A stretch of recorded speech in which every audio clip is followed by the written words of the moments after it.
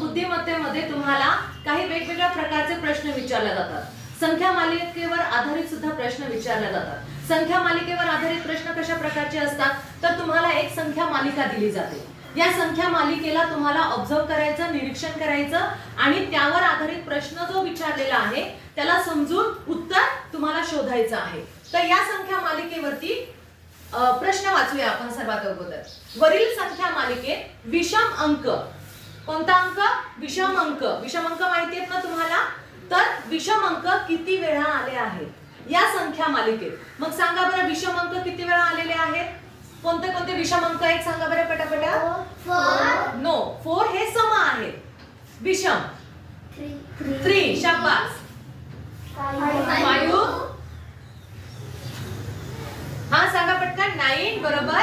त्याच्यानंतर 7. अगदी बरोबर. किती आलेले आहेत? 1 2 3 4 5. किती वेळा आलेले आहेत? 5 वेळा आलेले आहेत. मग कोणतं ऑप्शन आहे रे याच्यामध्ये? 2 नंबरचा. अगदी बरोबर. मग तुम्हाला 2 नंबरचा ऑप्शनला काय करावं लागेल? गोल करावं लागेल. समजलं? त्याच्यानंतर याच्यावर आधारितच पुढचा प्रश्न कसा विचारला जातो. वरील संख्या मालिकेत सम अंकानंतर, आता त्यांनी काय विचारलं? सम अंकानंतर सम अंक. सम अंकानंतर सम अंक किती वेळा आले आहेत? सम अंकानंतर सम अंक. मग सांगा बरं सम अंकानंतर सम अंक. हा सम अंक आहे. या अंकानंतर हा सम अंक 1. या अंकानंतर, या सम अंकानंतर हा सम अंक आलेला आहे 2. याच्यानंतर हा विषम आहे. चालेल का?